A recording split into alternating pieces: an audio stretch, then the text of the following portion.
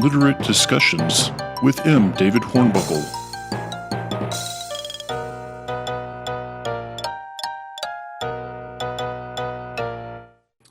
Hi, and welcome to another episode of Literate Discussions.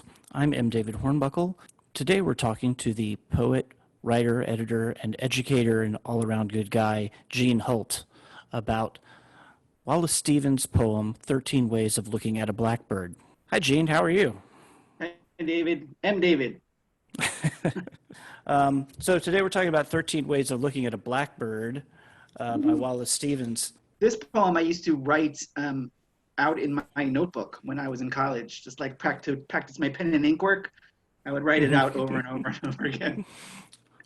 I always kind of imagine this poem being, I don't know for sure because I'm not really an expert on this poem, but I always imagine that it was inspired by like Japanese poetry. I kind of imagine it being sort of like written in It has to be, right? in that kind of like Japanese style it's got that calligraphy haiku. with little, yeah. It has haiku-like qualities, yes. It does. There's no official same syllables as haiku. There's no official haiku in it, but it does have like a Zen koan kind of feel to it. Absolutely, sure. yes. And there's definitely Zen philosophy in there as well. The first thing I always thought about with this poem is that it doesn't have to be a blackbird, I don't think. You could kind of replace blackbird with almost any noun and it would be the same poem, really. So I used to always read, and I actually read it out once like this, as 13 Ways of Looking at a Jelly Donut. And you can read the whole poem. I mean, there's something about flying and sitting in the tree that are kind of absurdist at that point, but it's kind of the same general principle, right? It's just looking really intensely at something, right? You're talking about variations of study, right? He's doing an observational study of something, anything, just giving it is all his perceptions to one object, whatever that is. Yeah, would you say that there's a connection here to like the Picasso style of painting, Cubism? Oh, absolutely. Cubism's happening at the same time, right? So you're looking at something from every possible perceptive angle of it, including the ones that are not perceptive, including the metaphorical, the symbolic, the intuitive, whatever other baggage you bring to it, right? So he is definitely talking about study in the way of like paintings too. If you do 30 drawings of an object, then you're doing a study of that object, right? A study of an apple is 13, a series of things, a studying of it. You can do it in poetry too. So this is 13 ways of looking at a blackbird. And every way is looking. They're all looking. So it's observation. So today I was thinking about, the Nietzsche thing where when you gaze into the abyss, what's the exact quote here? As you gaze, he who fights with monsters might take care lest he thereby become a monster. And if you gaze for long into an abyss, the abyss also gazes into you. That's Nietzsche. So the act of observation affects the observed. Not only does it affect quantum theory is the same way, right? You actually look at a particle, you set something up to look at a particle, to watch it, and it changes its behavior. It changes its state of being in some ways by being observed. It's interfered with just by the act of observing. So the act of observing not only changes the thing that's observed, it changes the observer. And they hold this like feedback loop of perception. And I think he's talking about that in every single stanza. Barbara Kruger with "Your gaze hits the side of my face." She's talking about being objectified in that situation, but also the violence of being objectified and the pleasure in being objectified as well. I mean, it goes back and forth each way. So he is taking his time to look at this blackbird in 13 different ways and connecting it in a holy trinity of semiotics, right? We're going to go to hit the stanza with the trinity there, but that's where things going on. It is absolutely a study like this, what do they call it? The objective correlative, right? With symbolic, looking at an object signifies beyond words as well as in words. So like in music, you could talk about a minor chord or a major chord, or the different variations of chords actually mean something, even though there's no literal meaning to them, right? Like a minor Right. chord is sad usually, or downbeat. Implies sadness. It Yeah. implies a kind of feeling. So in this kind of perception way of looking, these studies, he is giving these sensory moments that actually imply more than they say, right? That's why they're kind of like Zen koans, because they echo with an intuition and perception and feeling, and Yeah. they're awesome. They're actually really awesome. Okay. Among 20 snowy mountains, the only moving thing was the eye of the blackbird. Okay, right away we're looking at eye, right? The organ of perception, right? First we hit the mountains though. Right. And it's interesting to me that it's not many mountains or 3 mountains, it's 20 mountains. Right. So right. that's And they're really snowy. yeah, they're That's a snowy big mountains, vista. That's which means that huge they're vista, white, right? right? Yeah. So the white Yes. mountains contrasted with the black of the blackbird. With the black, so it stands out. It's very obvious, but also it's macro and micro at the same time. You get this huge vista and an absolutely tiny specific of a little bird in that field. It must be close up because you can see the eye. So you're getting super Right. In close fact, up. the eye super is the only background. moving thing. It's not the blackbird that's moving, but just the blackbird's eye. Just the blackbird's eye is moving, right? So and so literally we're focusing in with our eye on another eye looking back at us. So you're getting that abyss immediately of the symbol staring back at you as you stare at it. If you read, I read the other Stevens poems, and I've heard a lot about this today too. Cold. He always says an observer needs to be cold in a dispassionate, removed, frozen state. And almost all of his poems are frozen in some way. He's a cold dude. So He's the emperor of ice cream. Not only are we seeing a little black bird's eye in a giant white mountain field, it's also freezing. And I think that's important. This kind of clinical, dispassionate stare. I was of 3 minds, like a tree in which there are 3 blackbirds. All right, so he's given you immediately like a personification, pathetic fallacy. There's the object correlative again, where you get a metaphor, right? This is a direct metaphor. Right. 3 blackbirds, three ways of thinking of things. But that's interesting in that if you talk about the trinity of semiotics, I was talking about this before, you get man, Holy Spirit, and God. So so you can look at it as like the real thing, the consciousness symbol mind, and then the ideal, or the actual object, the perception metaphor, and then the universal, or the object sign, and then its interpretation, the icon as a representation of something. So you get into some deep, complicated semiotics, and when you have 3 ways of looking at something. So he sees 3 birds in a tree, and he thinks of them in 3 ways, right? He has 3 minds about it. What are those 3 minds? It's not 3 blackbirds. It's the actual object, the symbolic meaning of the object, and then himself. I don't know what the third thing is. What's the Godhead part of it? Right. Well, it also makes me think of the of a Freudian interpretation of the 3 minds being the ego, superego, and the id. Oh, sure. Yeah. Right? The superego would be the Godhead that version, right? Right. All right. Number 3. The blackbird whirled in the autumn winds. It was a small part of the pantomime. This always kind of bothered me because he jumps out of season. He goes back to the frozen world, but he jumps from winter to autumn. Yeah. Which is backwards. strange. Yeah. Yeah. So maybe he's talking about past, right? If we're in winter in the present moment of the poem, maybe he's talking about memories in the past. He's talking about an autumn blackbird, right? And so it made, then it was a small part of the pantomime. And I looked up pantomime today when I was thinking about it, and it actually literally means all acting, all acted. Panto is all, mime is mimesis, acting. So all made up, exaggerated storytelling. This is entirely a fake drama. And it's a comedy drama too, so it's a dramedy, right? So pantomime is a really interesting word that he chose to use here.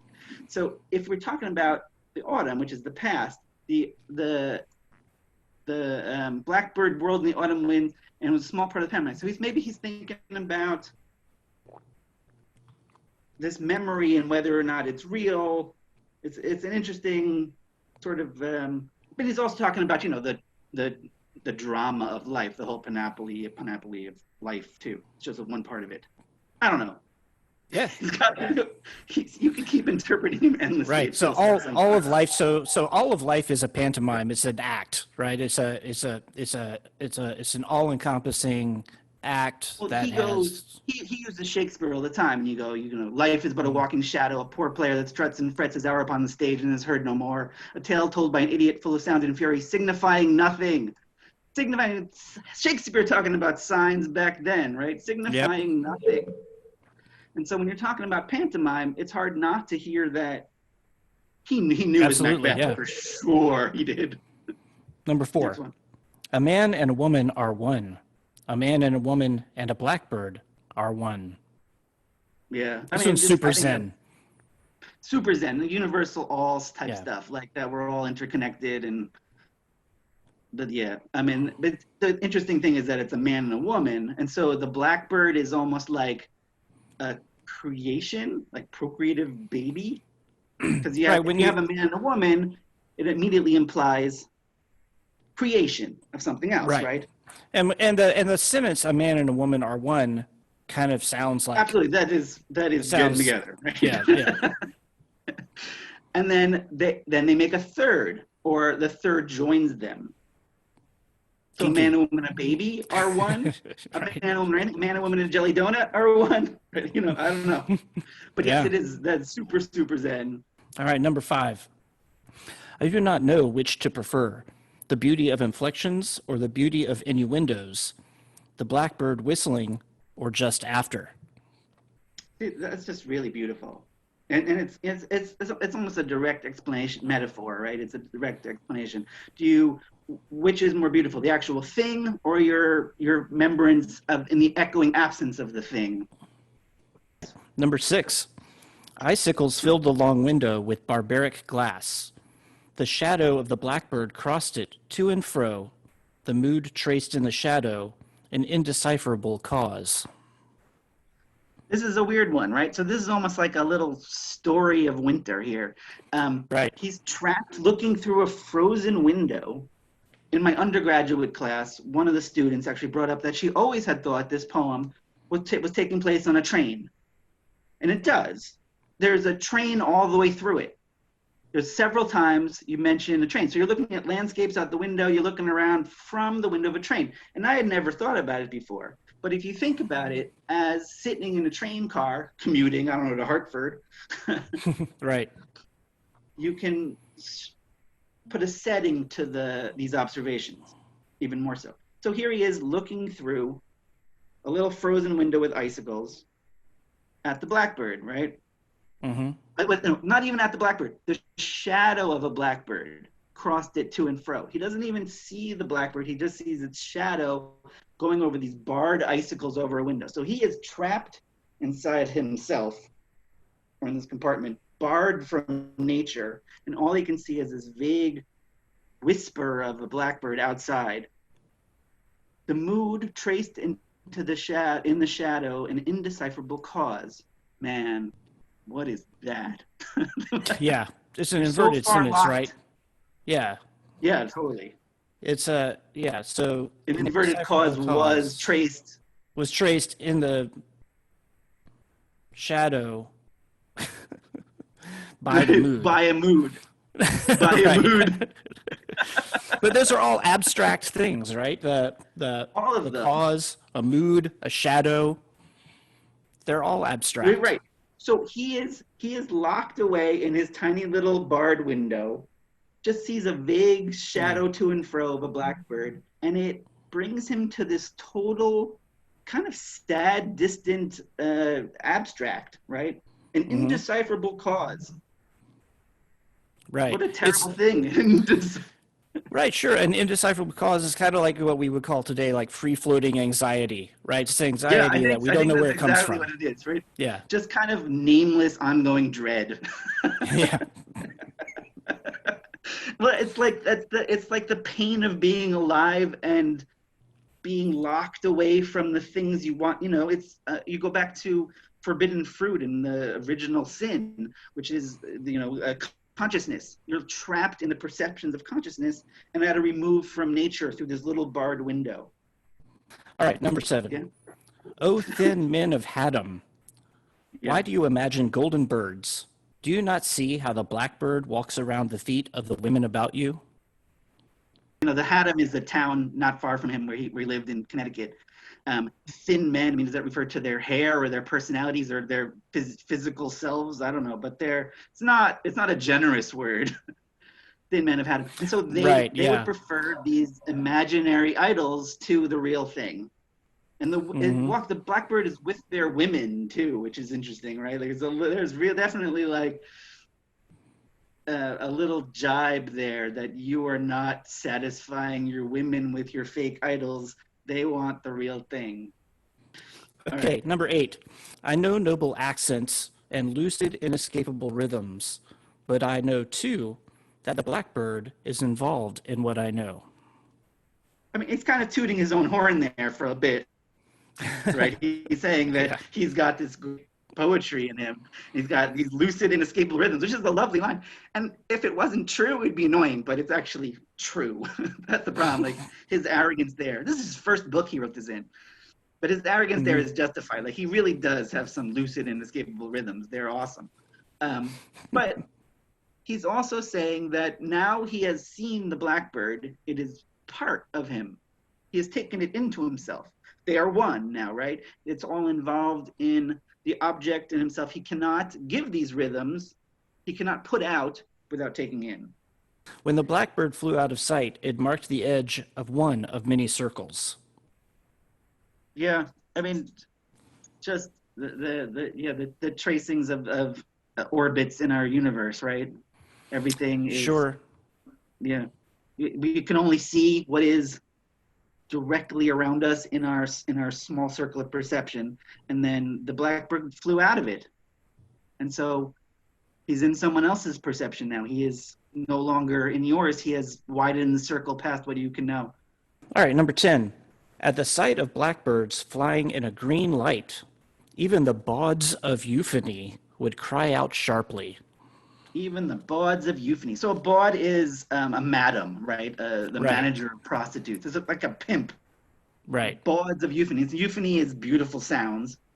So at the sight of the blackbird flying in a green light, even the bawds of euphony, the pimps of the good sounds, would make a bad sound. Cry out sharply is not a good sound. Cry out sharply. So he's saying that at the sight of a blackbird in a green light, the purveyors of the cheap purveyors of beautiful music would make a bad sound. What the hell? I don't know what that means. I don't know why. Yeah, why would they do that? It's so awesome that they would forget their trade. I don't know. I guess, yeah. I don't know. Yeah, this one's a mystery to me. And why is the light green?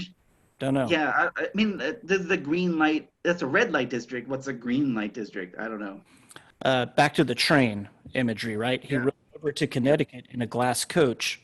Once a fear pierced him in that he mistook the shadow of his equipage for blackbirds.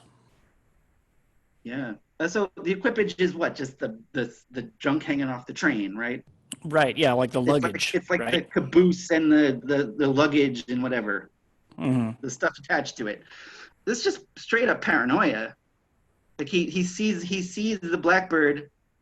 He doesn't even see a blackbird. He just mistakes the idea that blackbirds are chasing him. He's thinking about them so much that they become like a nightmare symbol at this point, right? I guess he went so deep into them that he's being possessed and stalked by them at this point. So he catches blackbirds out of the corner of his eye and thinks he sees them, and he jumps. It's not him though, right? It's he. He jumped. He jumped into third person for some reason. Right. So it's not the speaker of the poem, right? It's not the voice of the poem who's filled with fear at the blackbirds. It's some third person, right? Yes, he is seeing somebody notice the equipage and be frightened that it's blackbirds. Someone else who's scared of blackbirds. This is not him. He's not scared of blackbirds. So how does he know? How does the observer know what this person is really afraid of? So it's all a projection, of course, right? Right.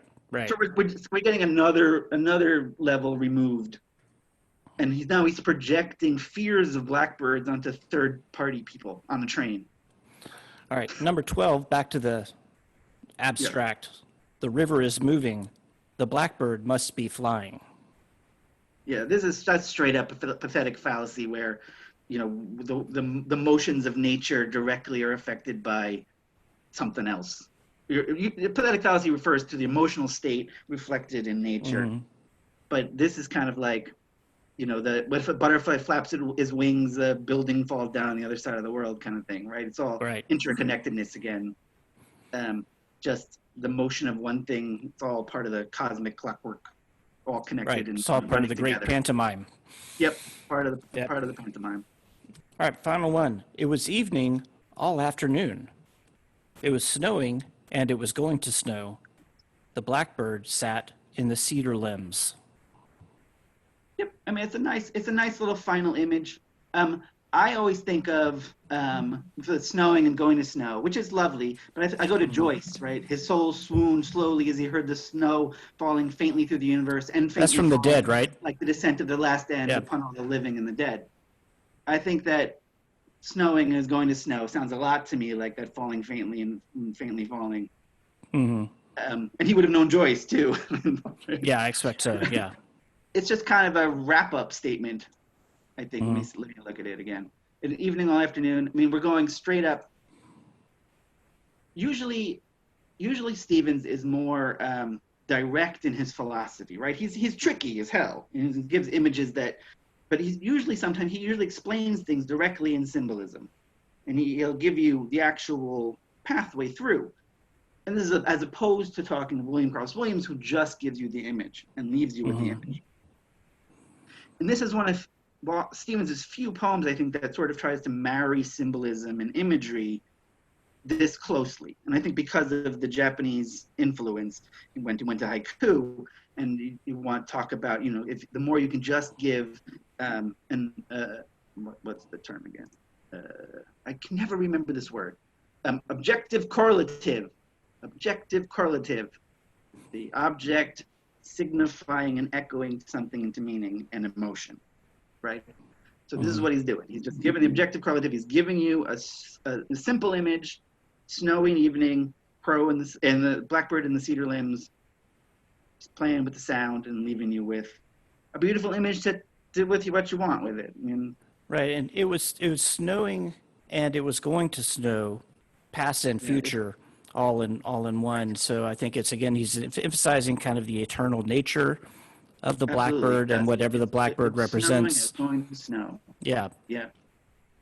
And maybe beyond what we can actually understand. Yeah. All right. Well, we got to the end. All cool. Right. Well, thanks for tuning with me. I'll see you soon. All right. Bye. All right. Bye, David.